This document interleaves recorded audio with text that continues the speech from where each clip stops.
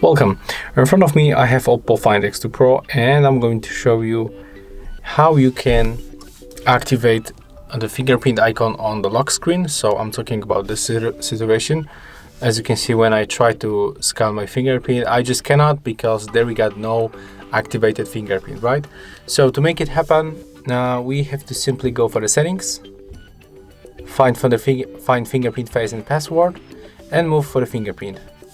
Right now, just input your PIN code, and right now there we got the screen of unlock. So to activate, we have to just show fingerprint icon, and just take a look. Right now it's right here, so we can easily scan our fingerprint on the block screen. And if you found this video helpful, remember to like, comment and subscribe to our channel.